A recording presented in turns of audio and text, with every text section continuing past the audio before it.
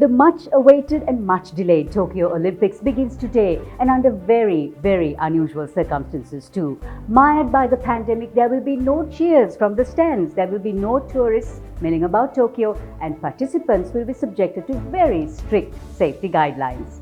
But the most loved games are on and we are celebrating. Hello and welcome to Kaleidoscope with me, Savithri Rodrigo. Sri Lanka has a 9-member contingent at the Olympics competing in track and field, swimming, artistic gymnastics, judo, shooting, badminton and equestrian.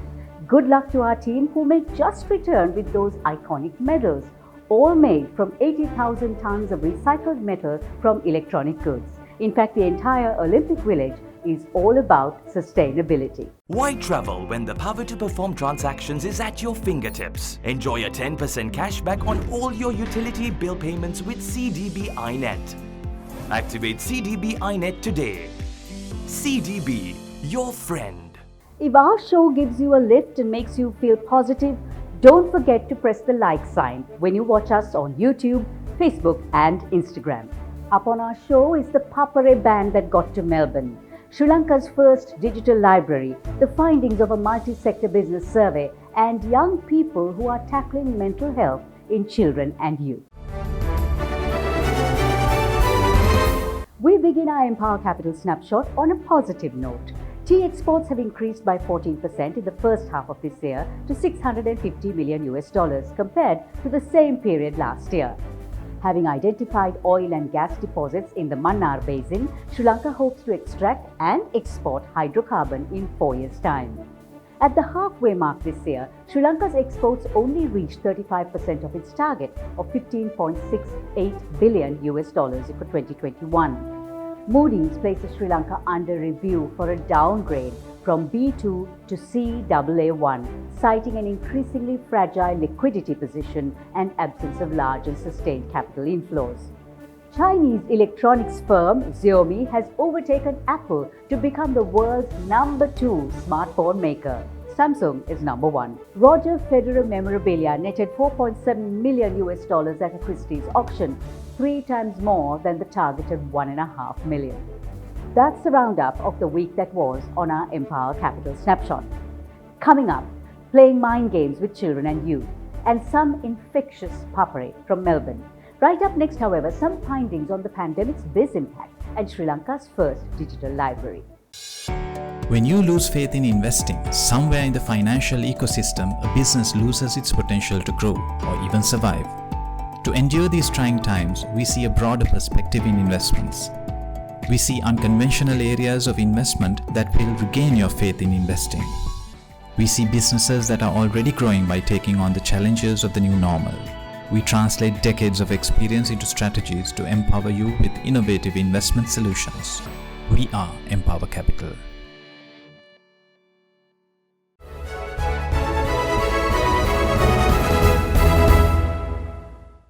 Welcome to our Empower Capital News Capsule. With COVID-19 ravaging Sri Lanka's already sluggish economy, the Federation of Chambers of Commerce and Industry, Sri Lanka, together with PricewaterhouseCoopers, embarked on a national multi-sector business survey covering mature corporates to startups.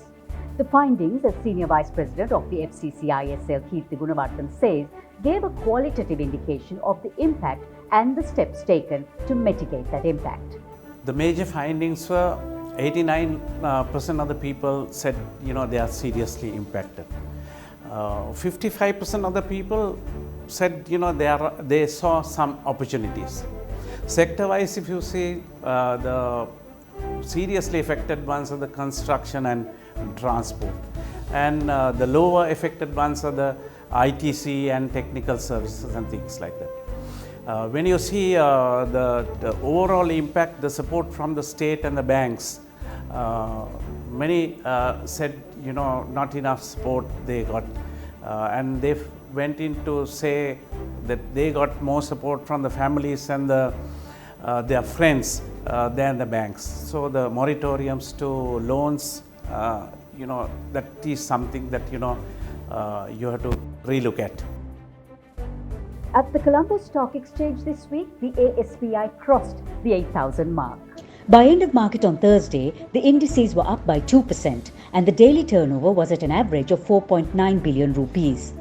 WTI oil fell back to near $70 per barrel on news that China's crude oil imports in the first half of 2021 declined for the first time in 8 years. Gold prices remained flat at $1,802 an ounce. Online learning is here to stay. But while learning is a challenge, teaching, especially to preschool and primary children, can be even more challenging. Bhupati Kahatudua, a lawyer by profession and a SEMA lecturer, decided to kill two birds with one stone. Prevent children from watching too many YouTube videos and get them to develop a lifelong interest in books. He launched wooks.lk, Sri Lanka's first digital library for children. Wooks.lk is like Netflix for storybooks. It's Sri Lanka's first digital library. Once you subscribe to Wooks, you can continue reading unlimited amount of storybooks online. So right now we are catering to children aged between 3 to 8. We have books in Sinhala and English. So we have different types of books. We have animated storybooks where the child can interact with the book.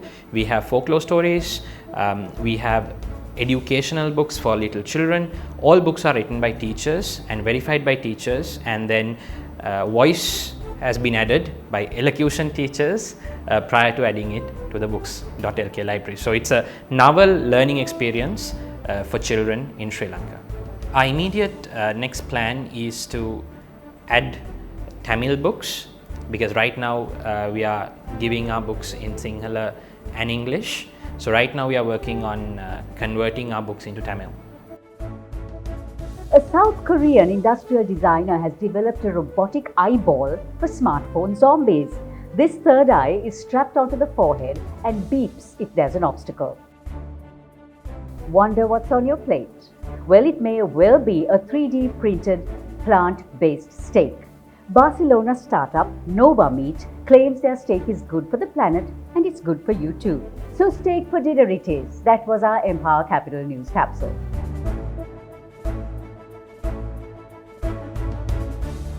The Papare band Melbourne is featured this week on Life in 60. Up next though are two young people from Shanti Margam, lending a listening ear to youth and children.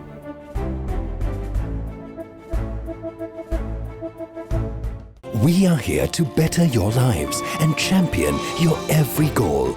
With 12 billion rupees worth of customer benefits in 2020 and a life insurance fund worth over 100 billion rupees, our strength is your strength. You focus on your goals. We will take care of the risks. Srilanka Life.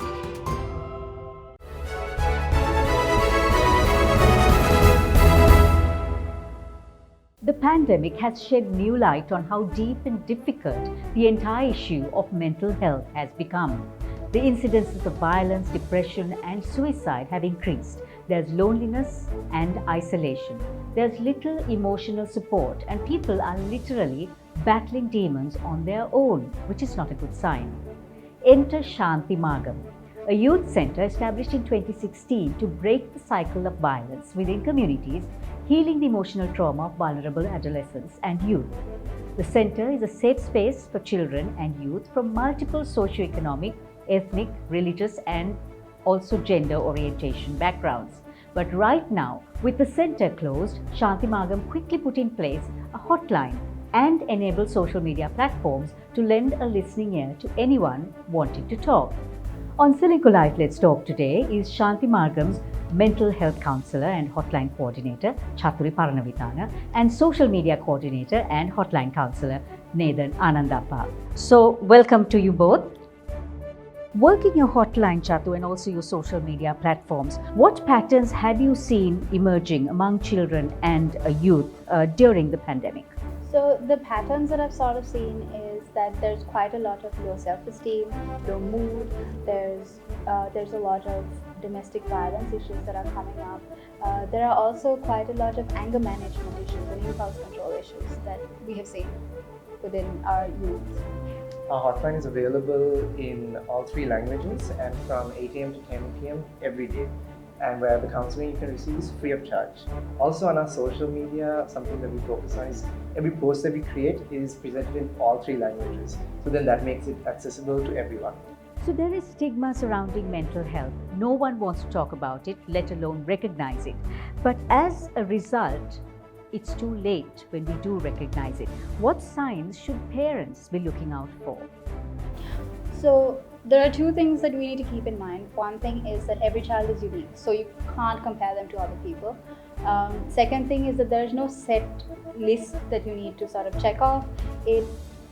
What you can focus on is behavior and changes of behavior, and also focus on how they talk about themselves, and changes in the sense of, if your child was messy before the pandemic and they're still messy, chances are the child is just messy. So again, keyword being changes. For a child or a young person going through loneliness or isolation for that matter, what are the practical coping strategies you would recommend, Nathan? 3 things come to mind. One would be intentionally making time for the people around you, for example, your family. The other would be spending time with people you love or friends. So it could be setting up time to meet them in person or even virtually once a week maybe, or daily even. The other one would be still, despite having a supportive family and friends, things can still get tough.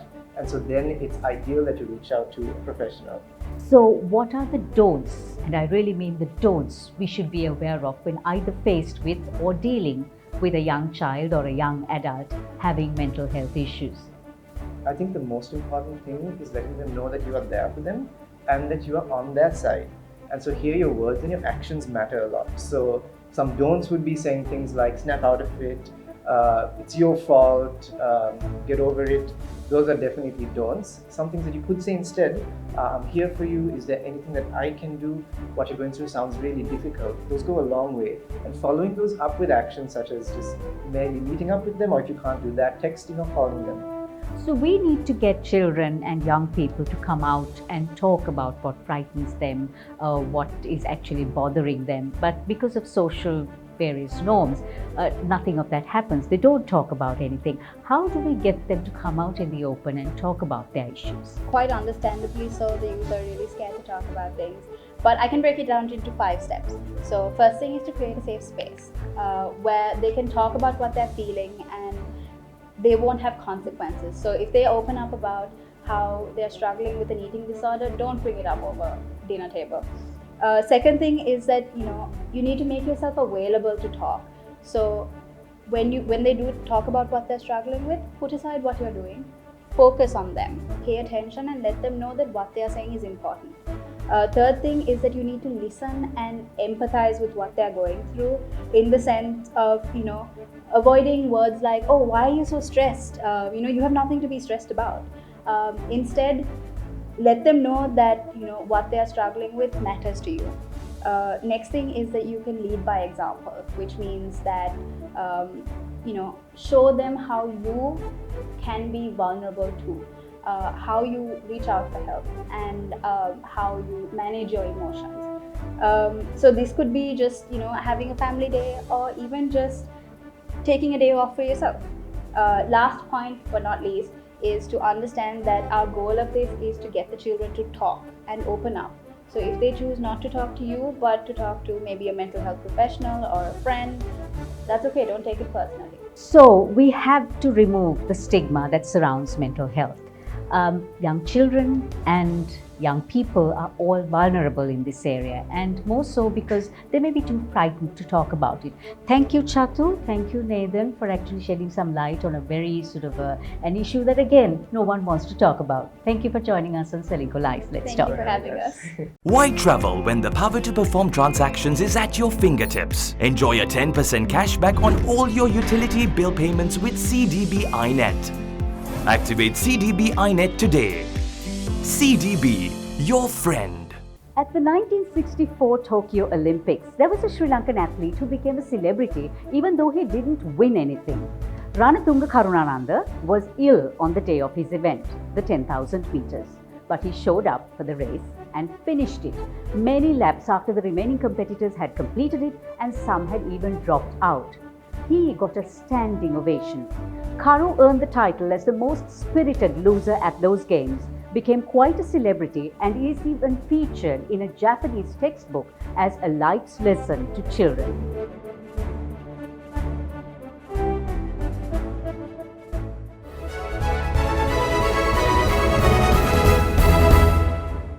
Speaking of the spirit of sports, what's a game of cricket without the spirit of the Papare? That infectious rhythm and beat that gets everyone on their feet. Now that's the one thing that Sri Lankans miss at cricket matches abroad. Dihan Nammuni Devage decided to change that. He gathered his mates and their instruments and started playing in the car parks of the Melbourne cricket grounds. That was the start to the Papare band Melbourne's fame, which even got them a spot on ABC News Australia.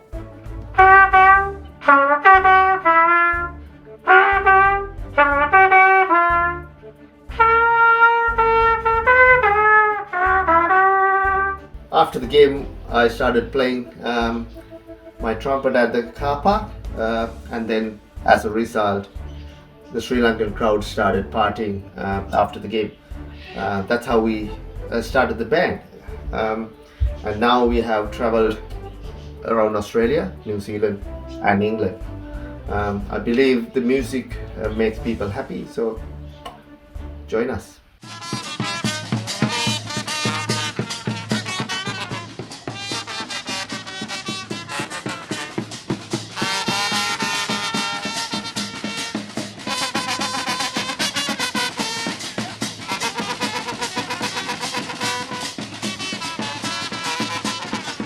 Don't forget, please like us on YouTube, and if you haven't already done so, do subscribe to Kaleidoscope with Savithri Rodrigo. Plus, follow us on Facebook and Instagram. Stay safe, wear your mask, wash your hands, and meet outdoors.